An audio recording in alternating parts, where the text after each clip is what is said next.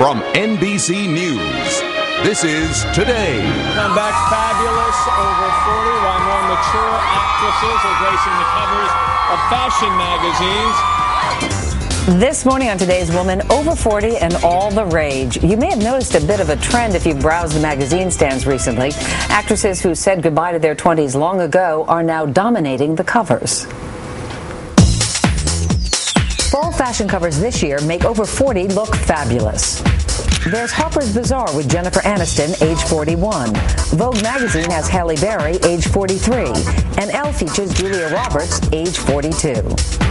So how is it that Hollywood's more seasoned actresses are fall's new it girls? You're going to get a broader audience if you pick somebody who's older. If you put Miley Cyrus on the cover, I can tell you about 300,000 people who wouldn't even pick it up. Now, if you put Julia Roberts on the cover, it has just more appeal and more gravitas. Which is more important than ever with magazine sales down from last year. And Hollywood is following the same success formula. Women over 40, they've got some life experience. You can't fake that. And I think audiences can always see it when something is contrived or fake. And so if you have an actor or actress in their 20s, they just don't have that life experience. They can't bring that sort of weight to these roles.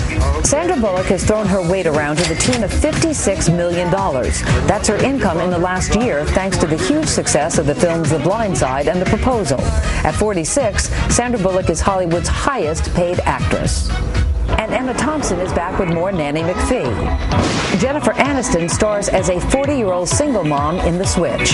Some experts say the over 40 formula is a welcome trend.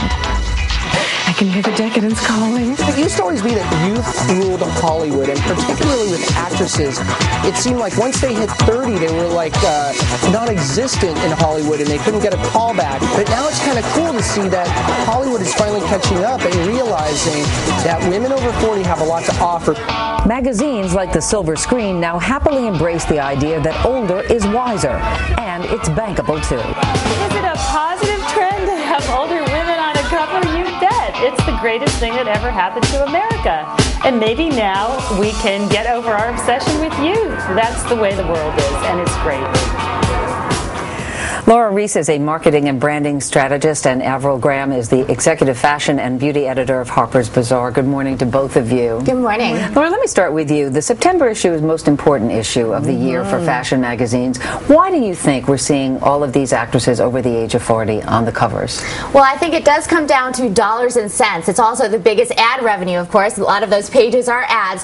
And we want to appeal to the broadest audience. Who has money in this market? The older woman has a lot more money than the younger woman who doesn't have money to spend on Prada shoes or Louis Vuitton. So they do want to make the best case to the most people who have the most money. Well, then it's really about the buck, not about showcasing older women and saying, look, America. Right. Well, yes, I think, it is a combination. It does come down to dollars and cents. I think the economy has forced this on them, has forced them to realize, what do women really want? Has our youth-obsessed culture really grown up and embraced aging? These women are great examples of it, and I think there's a lot of consumers who can relate to them and love them. You know, Avril, you put Jennifer Aniston on the cover of your September issue of Harper's Bazaar. Did you do that to send some message to your audience out there? Did you do it because she's a hot We did it star? because she's a hot, fabulous, chic, elegant woman.